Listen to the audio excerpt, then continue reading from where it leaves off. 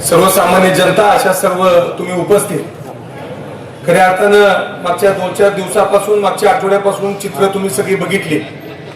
या इलेक्शनला सामोरं जात असताना माहितीच्या माध्यमातून आपण सर्वजण पुढे जात होतो, पण 2 दिवसात थोडीशी चित्र वरच्या घटनांमुळे बदलली आणि बदलत असताना मालक आणि चेअरमन साहेब यांच्या माध्यमातून या इलेक्शनला सामोरं जावं ही तुमच्या आमच्या सर्वांची एक भावना होती, एक इच्छा होती। त्या इच्छेसाठी राष्ट्रवादीच्या मार्फत आम्ही येत असताना आम्हाला तिथं तुम्ही सगळ्यांनी बघितलंय कोणी कशा पद्धतीने राजकारण केलं, कशा पद्धतीने त्या गोष्टी झाल्या। बापू, त्याच्यावर आपण भरपूर काय बोलणार आहे। आपल्याला 10 दिवस आहे, 20 दिवस जरी मिळाले तर मालक एवढं मटेरियल माझ्याकडे आहे की ती पुरणार नाही, पण थोडं हसते हसते घेऊ। एकदमच लाईन वर गेली म्हणजे तुम्ही म्हणणार लागा वेगळं नाही दिसतंय, मग थोडं हळूहळू जाऊ। तुम्ही बघितलं सर्वांनी, पण आज मालकांनी सांगितलं की आपल्याला ह्या समोर जात असताना आपलं एकदा मिळायचं ठरलंय, मिळून जायचं ठरलंय।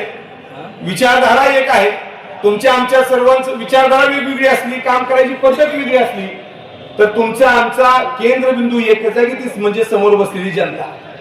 ज्यासाठी स्वर्गीय वसंतदादांनी काम केलं, ज्यासाठी स्वर्गीय मोठ्या मालकांनी काम केलं, आता प्रशांत मालक काम करताय, आता चेअरमन साहेब काम करताय, आज प्रणव मालक काम करताय, आज समाधान काय काम करताय, ही सगळी मंडळी फक्त काम करताय ही म्हणजे तुमच्या आमच्या सर्वांसाठी आपण काम करतो। पक्ष वेगळा होता, संघटना वेगळी होती, तुमचे राष्ट्र वेगळे होते, पण सगळ्यांचा केंद्रबिंदू म्हणजे ज्याच्यासाठी काम करायचं म्हणजे ती म्हणजे समोर बसलेली जनता।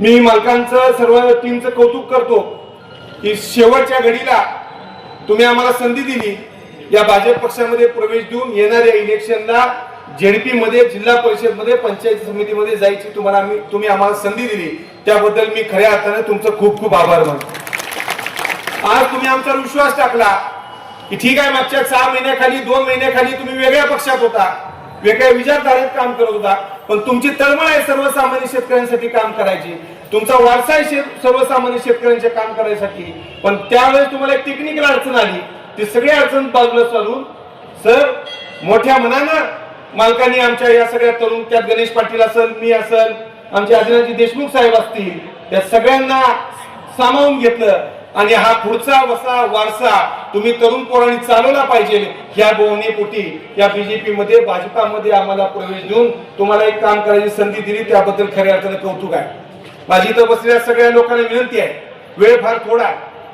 समोर बोलणारी मगाशी माणसांनी सांगितलं की वेगळ्या पद्धतीनं सोशल मीडिया असेल, या माध्यमातून असेल किंवा वेगवेगळी भाषणं करून तुम्हाला आम्हाला वेगळ्या पद्धतीनं जातीपातीचं राजकारण सांगून आपल्याला डावललं जातं, आपल्यात काहीतरी वेगळा एक विष पसरवलं जातं।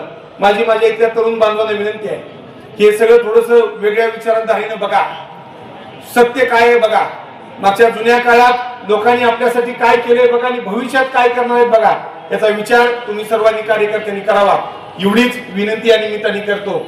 आणि परत एकदा या इलेक्शनला सामोरं जाताना सगळ्या थोड्या मोठ्याने आशीर्वाद द्यावा।